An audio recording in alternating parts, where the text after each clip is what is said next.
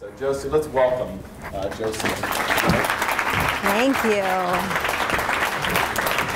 What's up, Tigers? How are we doing? Good? Awesome. We have heard some amazing speakers and hope to bring the energy up in the room. I know it's getting later into the evening. For those of you that want to hang out later, we get to continue the conversations, I think, downstairs. Maybe as adults over beverages. No, am I making this up? So,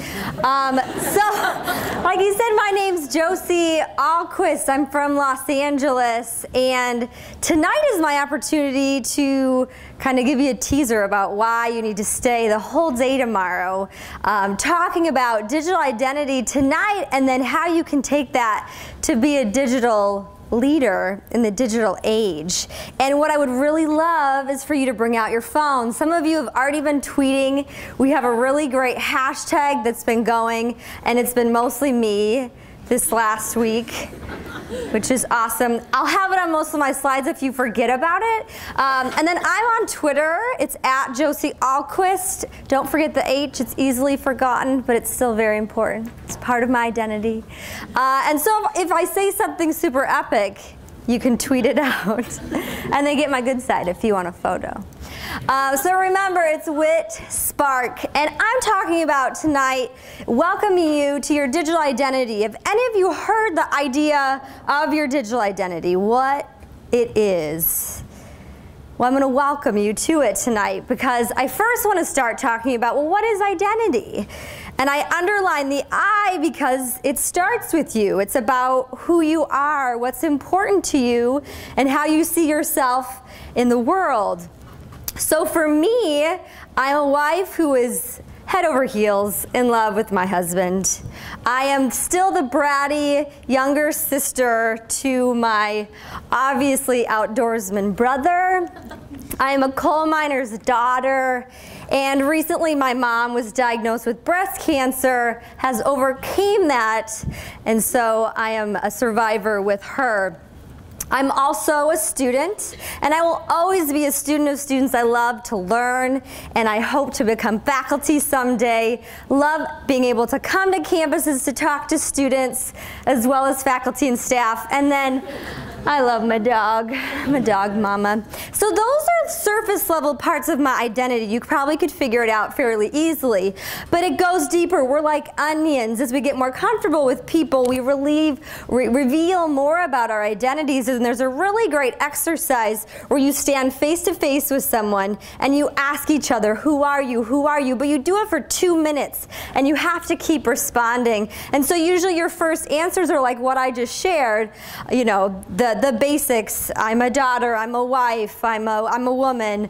But as you continue to go deeper and deeper, more salient parts of your identity are exposed, because we have multiple identities, those that we let the world see and those that we don't, and that makes up who we are. And what's great about college, it's a time where you get to explore identities and maybe even try on identities in a safe environment, because this can help you find your purpose. And a lot of speakers have already talked about this. What do you want to be known for? What's your purpose? So I want to talk about how social media can influence that, how it interacts with your identity, this idea about digital identity.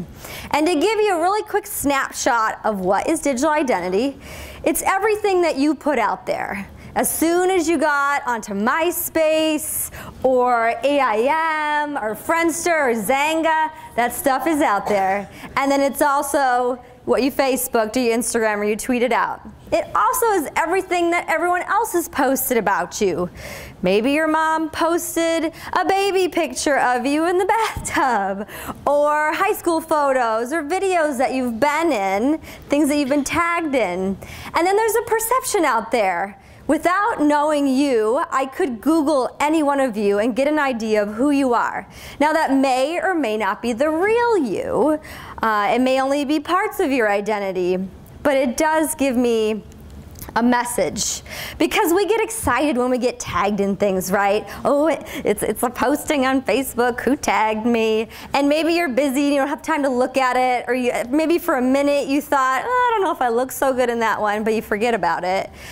all those things that you were tagged in. Probably a good idea to keep up on those, especially maybe if it was a video or an article, because all those are part of your digital identity.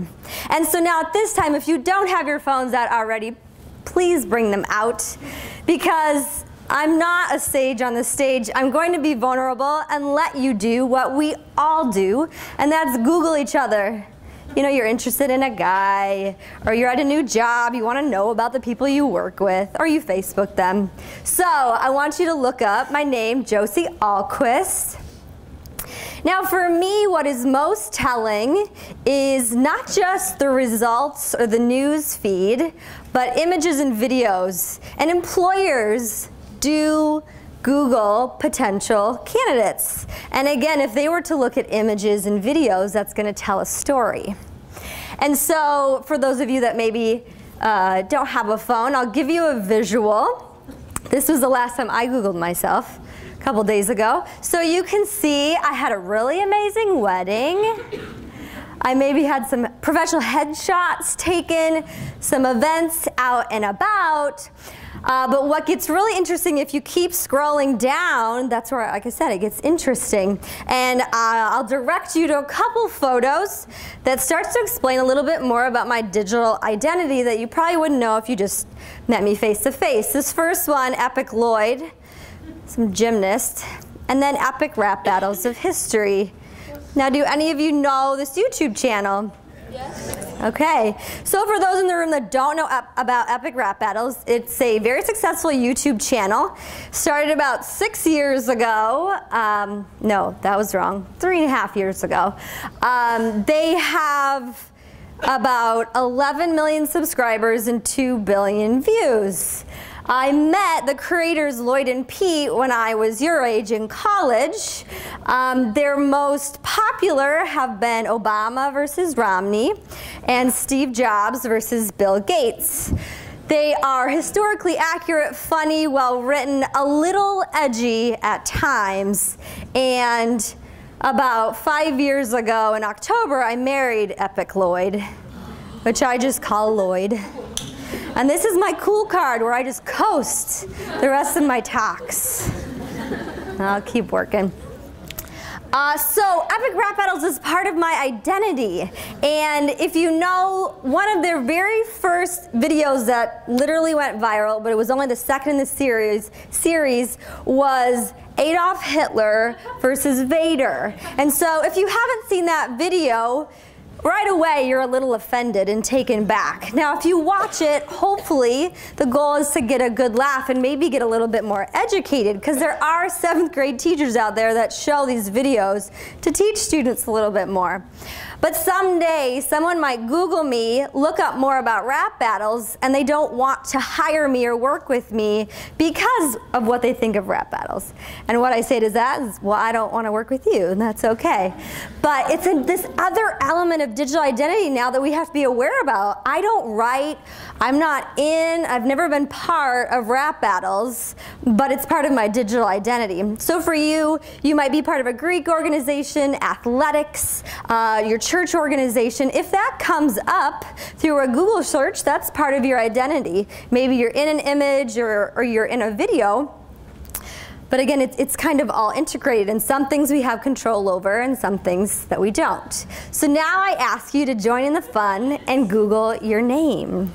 And so if you haven't ever done this before, let's take a deep breath in and exhale it out. It's gonna be fine. So it might be hard on your phones. This might be a homework assignment later for tonight. But it's important every once in a while to Google yourself and see what comes up. Maybe have a good laugh. So maybe as you were scrolling through, especially those images, I ask you to think about, is your digital identity really you? So maybe you ran one marathon your entire life, and for some reason, because all those photos were uploaded to the web, those are the very first photos that show up. So if I Googled you, I would assume, oh, they're an avid runner, which again, maybe that was the only race you ran your whole life. So it's just interesting to see what perceptions could be out there of you. And tomorrow I'm going to talk about really taking control and empowering your digital identity so then you can be in charge of the message that you want to spread and getting maybe search results higher of all the awesome things that you're doing. So maybe the Googling can commence or slow down because this video will bring your attention. A second. What did you think about the ride? It was great. And apparently, I've never been on live television before. But apparently, sometimes I don't watch the news because I'm a kid, and apparently Grandpa just gives me a remote after we watch the Powerball. Tell me about the ride. What did you think about the ride? Well, it was great because apparently you're spinning around, and apparently every time you get dizzy, that's all you do is get dizzy. Yeah. And I've never ever been on live television. I never ever be on live television. Are you excited? Yeah, apparently I only went down the super slide. When I went down the one, I was scared half to death. I just freak out. Hold on, yep, hold on. I'm just going to ask, what's his name? Noah, what's your last name? Get rid of her. How do you spell his last name? Ritter, R-I-T-T-E-R. Okay, where are you guys from? Wilkes-Barre. All right, buddy. Good stuff. Have fun.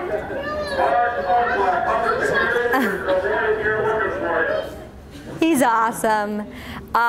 Noah now has a digital identity in kindergarten. He just went on the Ellen Show and was just as awesome. You should check that out. That video, which is on a news station, 15 million views on YouTube.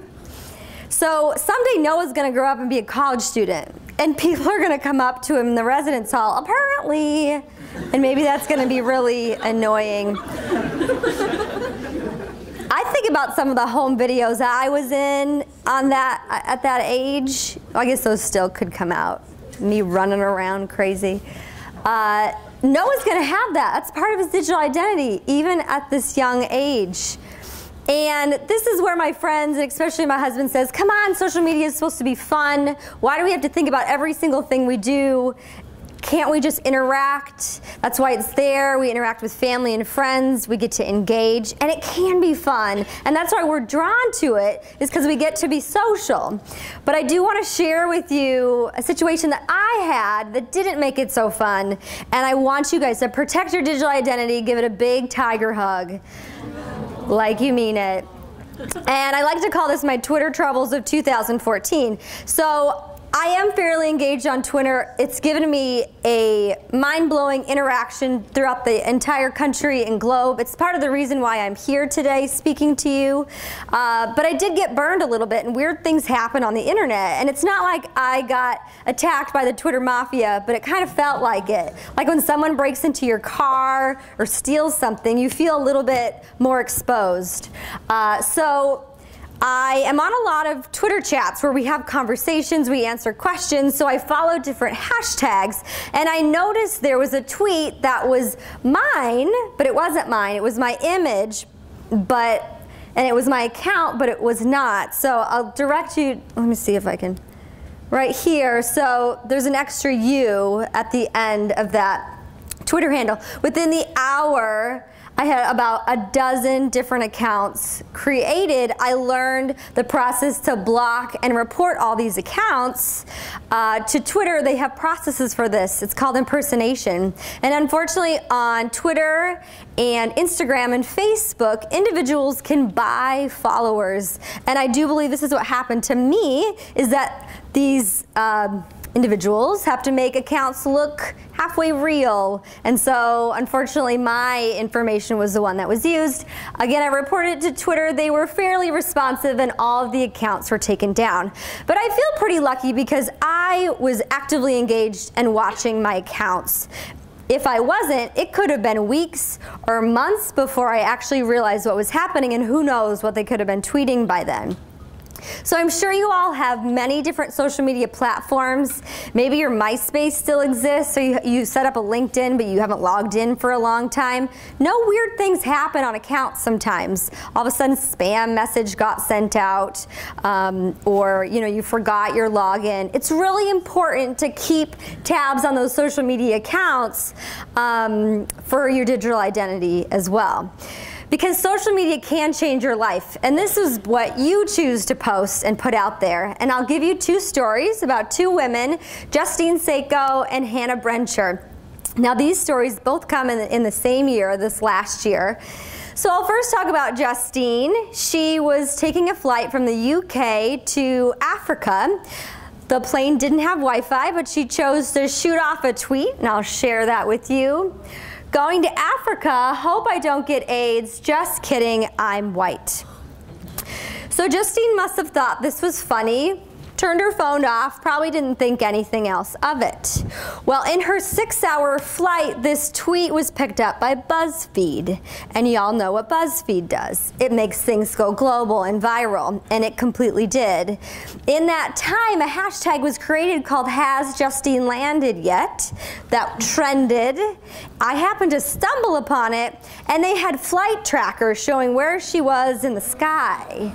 By the time she landed, she lost her job, and her family was basically publicly disowned her. Here's the kicker.